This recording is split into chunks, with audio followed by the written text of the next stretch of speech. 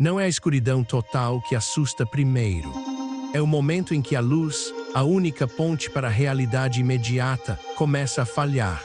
Não um corte abrupto, um estalo seguido de vazio, mas uma degradação lenta, quase imperceptível.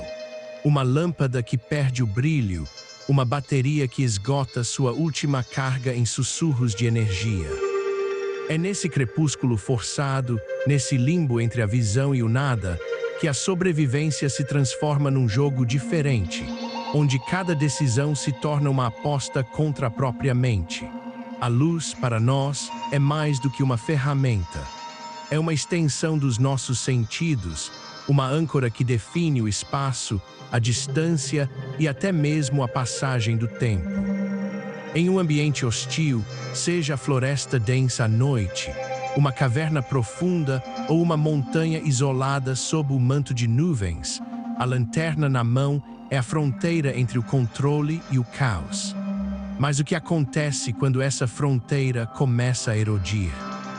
Como a mente reage quando a promessa de segurança visual se desfaz em um brilho cada vez mais fraco? E o que isso revela sobre a verdadeira natureza do medo e da resilição humana?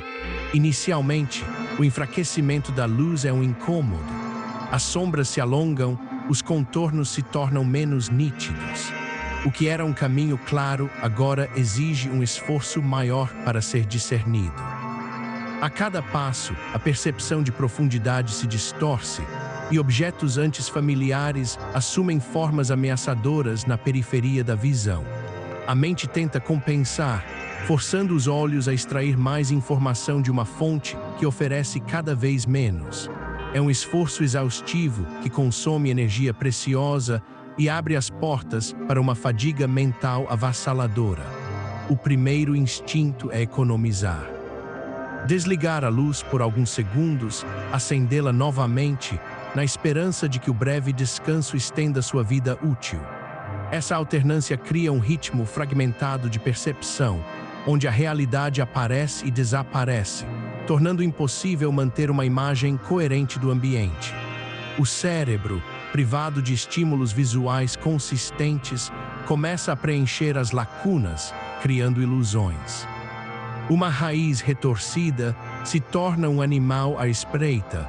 O som do vento se transforma em passos. O medo não é apenas do que pode estar lá, mas do que a própria mente cria no vácuo da escuridão. A escassez da luz impõe um dilema cruel: usar o que resta para tentar encontrar um abrigo, um caminho, ou guardar cada mísero lúmen para uma emergência ainda maior.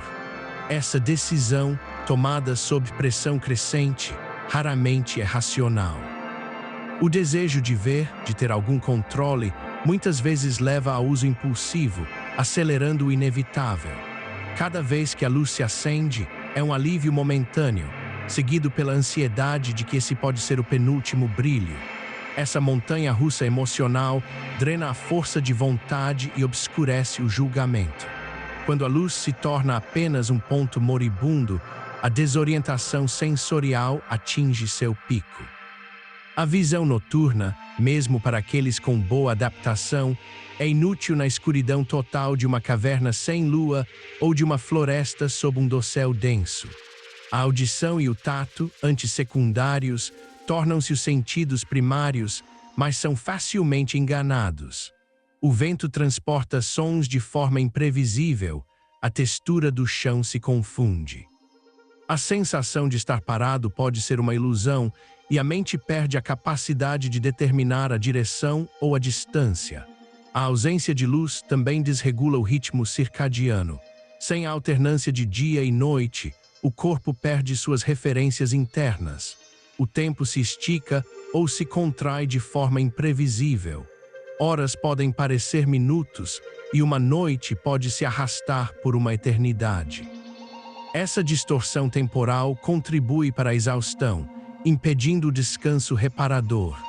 A mente, já sobrecarregada pelo medo e pela desorientação, perde a capacidade de planejar a longo prazo, focando apenas no próximo instante, na próxima tentativa de ver, de sentir. A escuridão amplifica todos os outros perigos do ambiente. O frio penetra mais profundamente quando não há pontos de referência visuais para o corpo. A chuva, antes apenas um incômodo, se torna uma ameaça de hipotermia sem a capacidade de ver e evitar poças ou riachos. Animais selvagens, que antes eram uma preocupação distante, agora parecem mover-se em cada sombra, a cada farfalhar de folhas. A incapacidade de identificar um perigo potencial transforma o ambiente inteiro em uma ameaça invisível e constante. A tentativa de realizar tarefas simples torna-se uma tortura. Acender uma fogueira sem ver a madeira ou as brasas. Montar um abrigo improvisado, tateando galhos e pedras. Encontrar água em um riacho invisível. Cada movimento é hesitante, lento, propenso a erros. A frustração se acumula, transformando a desesperança em um companheiro constante.